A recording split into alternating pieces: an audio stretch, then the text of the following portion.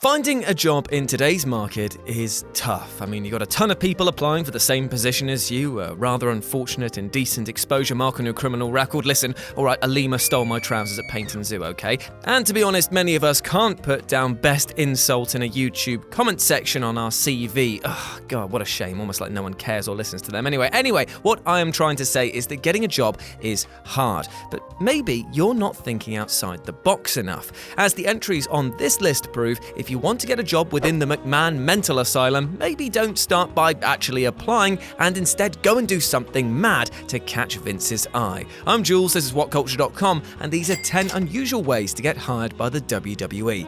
Also, side note, if you want to apply for a job here, change your name to Adam, as it apparently helps loads. Number 10. Be part of the broken universe. Matt Hardy, Jeff Hardy, and the Hurricane. Matt Hardy is what you would term as a one-man brand, something so loud that for a while you couldn't help but have your head turned by the sheer madness that was the broken universe. Birthed in 2016 inside of TNA, it helped pave the road for one of the most unlikely WWE comebacks in 2017.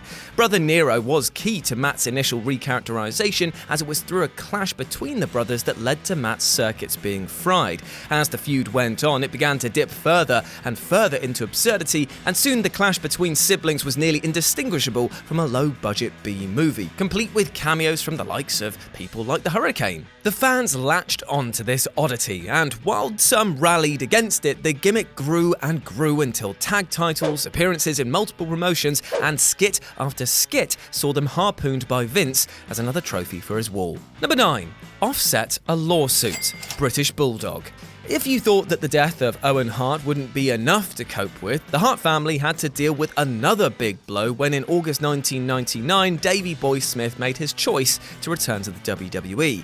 The deal was laced with a horrible tone that the WWE was trying to recruit a prominent member of the family to quell accusations being leveled at them and possibly to aid in legal battles that were going on between the company and the Harts. The return split not only the family but also the fans, as while seeing a legend return for another run on paper was a great thing, actually just showcased that his body had been ruined by previous injuries and his drug dependence was now laid bare for the world to see. It was quite sad. Number 8. Start up a podcast. Bruce Pritchard. So many people owe so much to podcast legend Conrad Thompson, but none more than the recent WWE returnee, Bruce Pritchard. McMahon's past and present right-hand man was ousted back in 2008 after one too many clashes with Stephanie McMahon, and the decision to let him go was met with rather similar shockwaves felt by his re-signing 11 years later. Long thought a lifer following his first hiring in 1987, Pritchard was one of several high-profile names kicked to the curb as Triple H and Steph sought to spring clean the WWE of anyone who might challenge them as they sought to future-proof themselves. So after bouncing around for a bit, Pritchard decided to document his life and so created the phenomenally successful Something to Wrestle series. His stories, shoots, and impressions sent podcast downloads soaring, and soon it became clear that people were listening to as much wrestling as they were watching on Vince's shows. As such, in 2018, he was brought to the network and then a year later returned as a member of the creative team. Number 7. Catch the eye of another wrestler. Kevin Nash. Okay, Kevin Nash was bloody brilliant back in the day, tearing up audiences much like his quads and having a great time with it. But his origins, though, only really came about because of him standing out to HBK as he was flipping through channels in mid-1993. Up until this point, Big Sexy had been working some pretty dire gimmicks as Steel and Oz, but it was the character of Vinny Vegas that made Shawn Michaels take notice. Maybe it was his infectious enthusiasm, maybe it was the sheer size of the lad, maybe Michaels just wanted to have a bit of a laugh, but either way, Nash got the call from the WWF as a result of this WCW creation, who were more than happy to let him go because they thought of him as dead weight. How wrong they were, as only 17 months into his run with his new employers, he was a champion who'd enjoy a year-long spot at the top of the company. I mean, talk about taking a gamble that pays off, right? Number 6. Be of value to the opposition. Jeremy Borash and Abyss. As I mentioned in a rather long-form open letter style video called If the WWE Were Being Honest About Unhappy Talent, the WWE's hiring processes have changed somewhat over the last few years. They've gone from simply filling their roster with the best and brightest stars to doing that plus signing any other talent that might be of interest to other promotions. Now, it makes sense on paper, but it's led to an oversaturation of talent, which is costing the company dearly each and every day going forward. However, it's good news for those wrestlers looking to get a leg up or just a contract, as simply by being of value to someone else can see you plonked into a relatively cushy job with Vince. Sometimes, as proved by the signing of TNA workhorse Abyss, the role won't even be in-ring, as he and several others who made the jump at the right time have enjoyed work helping shape the future of the company rather than giving their bodies to it in the ring. Number 5. Do something. Anything. Ronda Rousey. The baddest woman on the planet wasn't the first to break big in the WWE, having already conquered another world entirely, but Ronda Rousey's rampant success between the ropes spoke volumes for an old adage Jim Ross had about sports stars being perfect fodder for sports entertainment.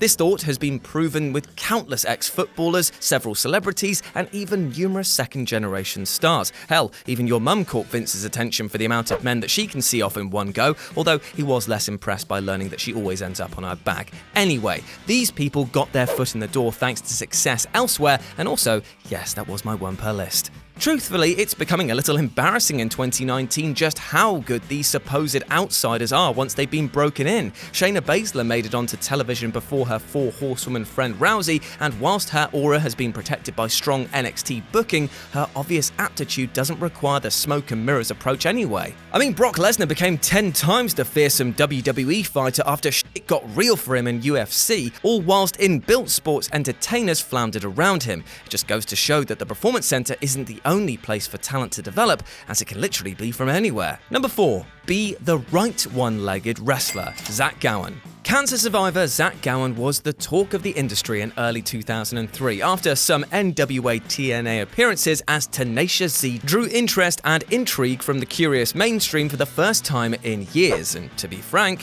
why wouldn't they?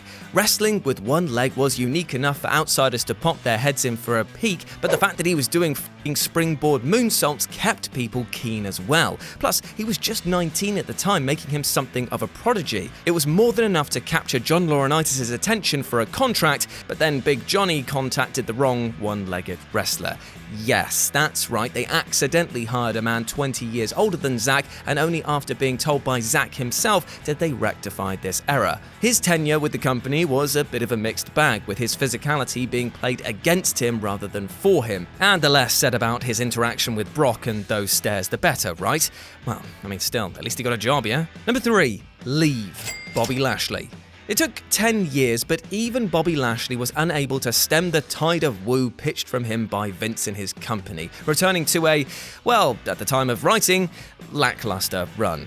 However, what it did highlight is absence really does make the heart grow fonder, as Vince has often poured through his back catalogue to dust off old CDs in order to give them one more spin. There were some that left and will never return due to the nature of their departure, but for Bobby, even in the wake of his exit, decided to give Vinnie Mac one more chance. Plus, to be honest, Bobby kept at it while he was gone. He's still in phenomenal shape, he's improved across the board from his last outing with the company, and if he wasn't so tritely written, he might actually still emerge as one of the better re-enlistments McMahon has ever brought back. Number 2. Work for it. Jeff Jarrett.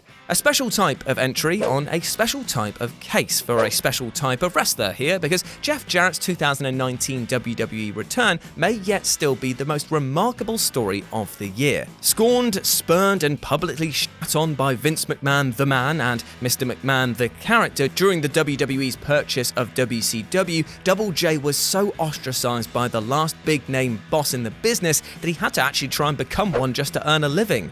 Forming NWA, TNA, later just TNA, later Impact Wrestling, later GFW, later Impact again anyway, Jarrett created a product that didn't really fill a gap in the market, but managed to keep him and a host of other characters, old and new in the industry, to work if they weren't under WWE's employ.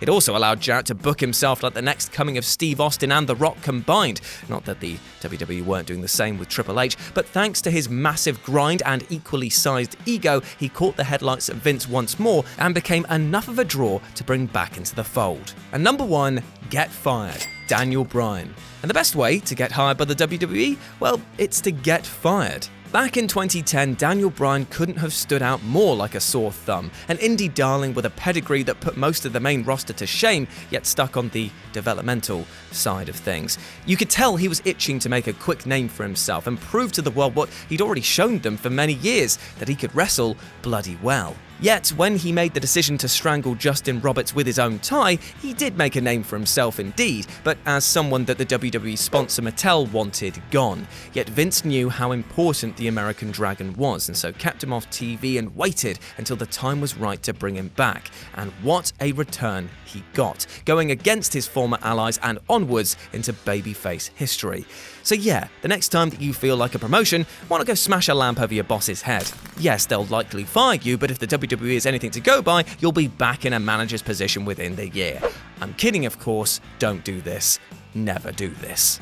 And there we go, those were 10 unusual ways to get hired by the WWE. I hope this has helped you on your personal quest to try and get employment within that strange and very oily company. But also, speaking about personal quest, before I jot off into the sunset, let's just talk about the personal quest of treating yourself as fairly as you possibly can, both mentally and physically. Trust me, it is very, very important. You know what?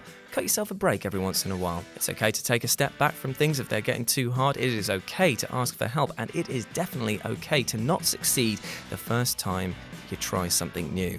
Alright? Just a little bit of love and advice from an old man here on YouTube. And if you want to chat more about this or anything else in particular, then you can go follow me at RetroJ with a 0 over on Twitter. And as always, I have been Jules. You have been awesome. Never forget that, and I'll speak to you soon. Bye!